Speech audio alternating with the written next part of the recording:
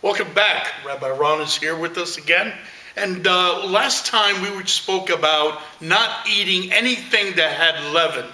And I have two verses here on the same subject. In Exodus chapter 12, verse 15 says, "On the first day you shall remove leaven from your houses." And the second verse is verse 19. "And 7 days there shall be no leaven found in your houses. For whoever eats what is leavened, that person shall be cut off from the congregation of Israel, whether he is an alien or a native of the land." Now that's pretty severe, isn't it? It certainly is.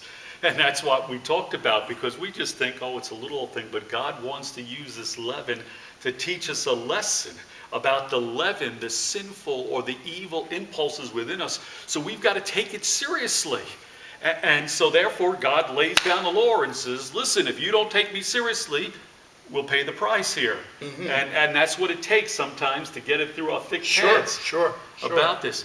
But it is so neat. The scriptures that Sam just read, we can't just eat it.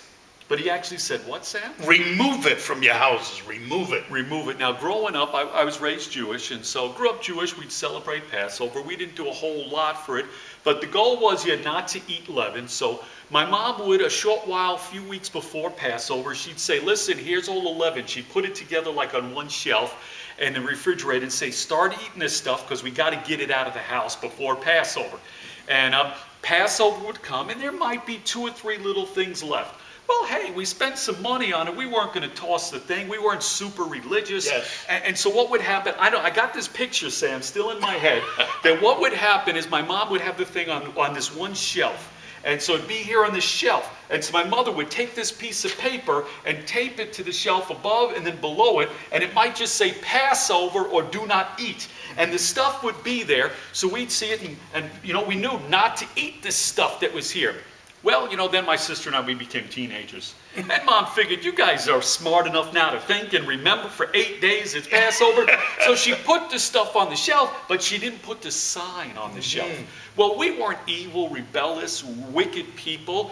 But, I'd be watching TV 11, 12 o'clock at night, Friday, Saturday night, and all of a sudden his stomach started growling. You see those commercials to temptation, devil dogs. Mm-hmm. Now, I don't know, maybe the Hostess cupcakes, it's bad enough. It's sinful nutritionally, but devil dogs, they even got the name there, it's bad. But, you'd sit there and you'd see the commercials. Oh, I just got to go eat something. So I'd go in the refrigerator, and I'd grab the container of milk, and I'd look and I'd see that little devil dog on the shelf. And I'm not thinking about God. I'm not trying to be rebellious, so I just grabbed the devil dog, I'd grab the milk, I'd sit down at the table and I just start enjoying it while I'm watching TV.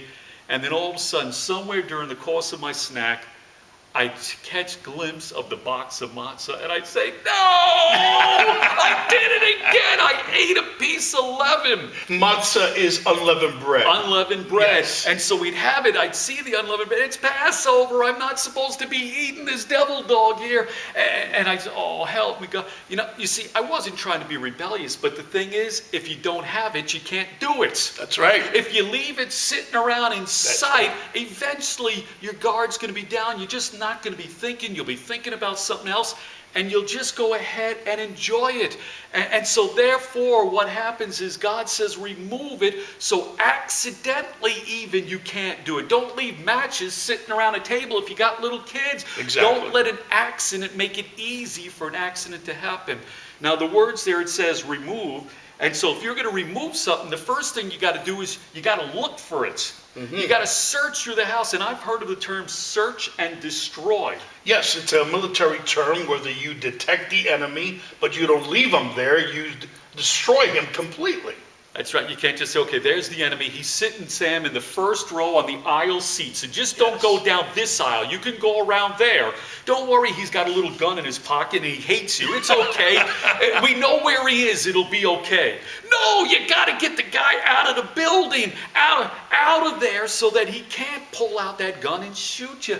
And so God says, if you want to remove it, first you got to go looking for it.